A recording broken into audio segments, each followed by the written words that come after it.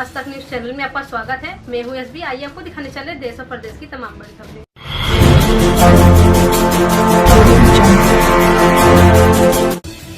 सरकारी संस्थानों की निजीकरण की नीति देश के लिए घातक। एरम रब्बानी।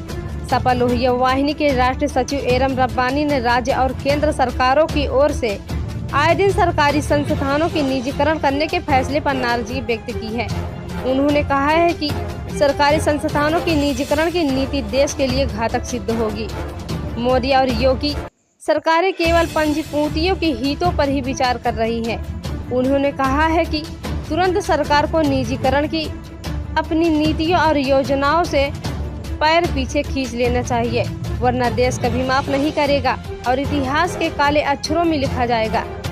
श्री रब्बानी ने विपक्षी संस्थानों को चेताया कि समय रहते एकजुट होकर निजीकरण के विरोध में अपनी आपत्ति दर्ज कराएं और सरकार को अपने कदम वापस खींचने पर मजबूर करें और सड़क पर आकर तुरंत सरकार पर जन आंदोलन का दबाव डालें, वरना बहुत देर हो जाएगी। श्री रब्बानी ने कहा है कि सरकारी संस्थानों की निजीकरण करने की जो नीति मोदी सरकार अपना रही है वह देश के लिए घातक सिद्ध होगी। केंद्र सरकार लगातार चाहे रेलवे हो, बैंक हो या ऊर्जा हो, उनका निजीकरण करने की नीति पर कार्य कर रही है।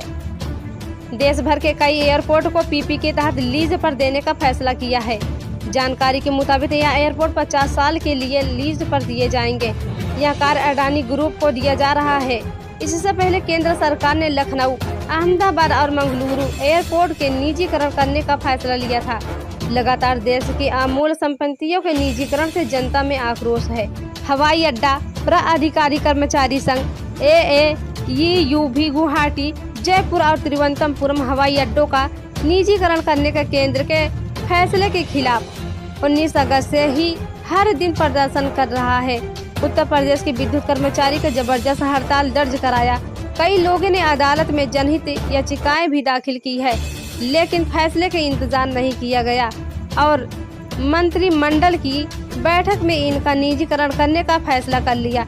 सरकारी बैंकों का निजीकरण करने पर भी विचार किया जा रहा है।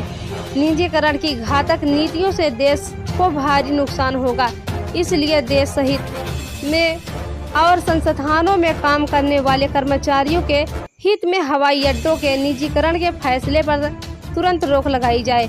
रिपोर्ट जावेद आलम प्रभारी, उत्तर प्रदेश, आज तक न्यूज, प्रयागराज।